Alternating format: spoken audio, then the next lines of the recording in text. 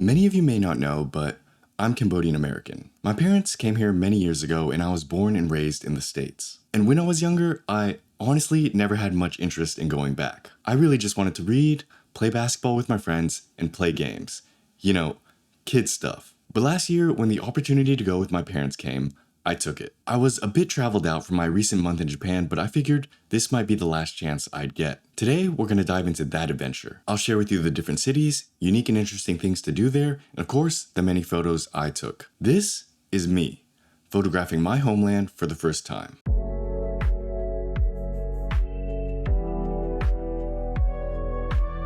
Phnom Penh. Phnom Penh is the capital city of Cambodia. During our trip, we honestly didn't spend much time here save for a few days. Nevertheless, there's a lot to do here, and you can spend your entire trip in this city alone. Upon landing, my first impressions were, it's packed. It's about what you'd expect of a developing capital city: narrow streets, lots of people, and tall buildings. The chaos can be a bit fun, but also tiresome if you're just trying to get from place to place. If you come here, make sure you visit the street markets like Pasar Tme, Pasar Odyssey, and the Olympic Market. It's here you'll find a lot of authentic street food like num chek, or fried bananas, chakat, or skewers, and tuk dong, or coconut water. You can also look around and buy some authentic Cambodian fabric. These are typically used for traditional or formal wear and could be something nice to bring back. The markets in general make for great street photography. It's a bit chaotic and admittedly crowds can sometimes be suffocating, but I think it's worth it. The reason being, you'll get a lot of shots you can't find elsewhere. Just the environment and vibe makes for a unique aesthetic, and there are plenty of small moments to pick out. Aside from the markets, you can also take a walk down the river, visit the palace, and explore the many other things the city has to offer. Again, I only stayed a couple of nights there, so I didn't do everything there is to do. Phnom Penh is sometimes talked about as a dangerous city that one should be careful in. I was warned once to be careful about carrying my camera around because I could get mugged, but I was fine. Your experience obviously may vary, but just be careful. Have street smarts and don't do stuff that's asking to get robbed. Overall, my impressions of Phnom Penh were nice, but a bit too hectic for my taste. And honestly, I enjoyed my time in the other cities more. Here's why. Battambang.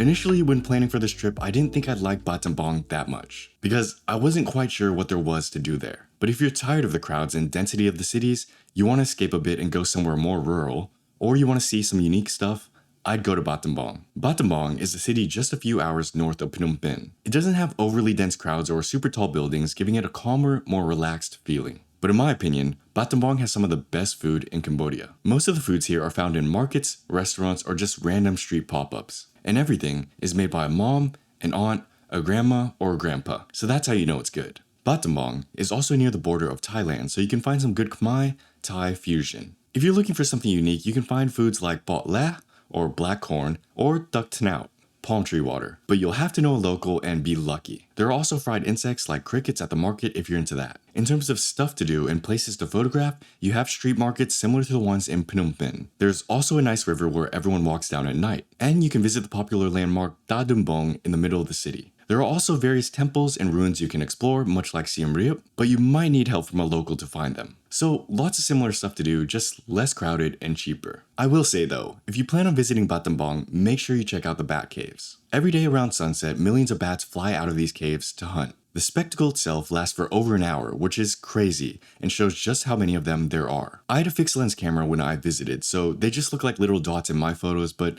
still pretty cool. It's honestly one of the more neat experiences in all of Cambodia. So that's Battambang. Now, let's move on to what many people visit Cambodia for: Siem Reap. Siem Reap.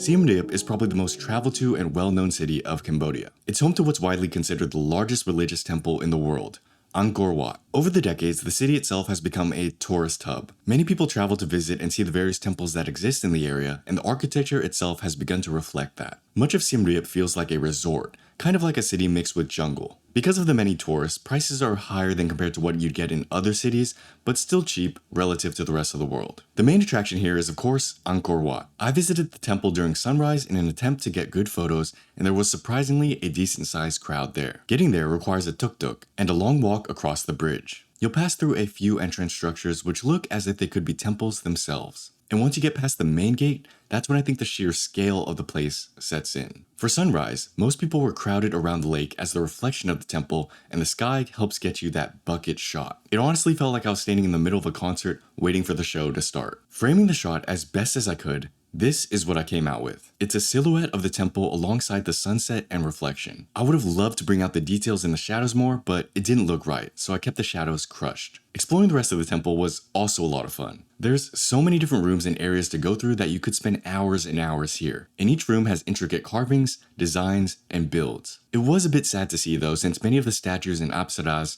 had been broken or stolen. The state of the temple in general honestly wasn't the best, and there were several areas under construction. But it's still very impressive, and you can definitely get a feel for it and imagine how it'd be like during its peak. Now, if you come to Siem Reap, don't just go to Angkor Wat. There are many other fascinating temples in the surrounding area, and some of them are very unique on their own. We'll explore these more deeply in another video, just keep that in mind. Hearing about Angkor Wat my whole life, I wasn't sure what to expect. I think you'd often expect places like these to be overrated or less impressive than you've heard. But there were plenty of moments when I felt surprised, impressed, or in awe. I think if I hadn't heard so much about it growing up and had visited with no expectations, I might have been speechless. So in my personal experience, it's accurately rated. Probably just as, if not more, impressive than you've heard.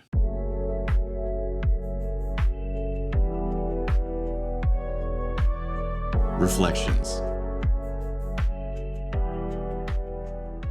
Going from one of the most developed countries, Japan, in October prior to a place like Cambodia a couple months later, the difference wasn't as drastic as you might expect. It honestly just felt like another city, another town. Cambodia is a country with a bit of a rough history, yet I found some of the people there to be remarkably more happy than some of the people back in the States. This isn't me dismissing anyone's struggles or being ungrateful for what I've got, it's just a small thing I've noticed. All things considered, photographing my homeland for the first time was an experience I won't forget. The whole country actually felt quite familiar as I've grown up around Cambodian people and Cambodian culture my whole life. I only know a little bit of Khmer, so at some times it did feel as if I wasn't a real Cambodian going there. And there wasn't really a sense of euphoria or sort of I'm home moment like you might expect, but that's okay. The trip as a whole, the experiences, connecting culturally, and the photos were worth it. And I'm glad I went. So I hope you enjoyed this or found it interesting. We'll be exploring more specific photo spots for the different cities in Cambodia in future videos, flip-flopping with the Japan ones as I've got a lot of stories lined up. So stay tuned for that. We've also got new prints and limited merch available down below. Thanks as always for watching. Have a great day. I'll see you in the next video. Peace.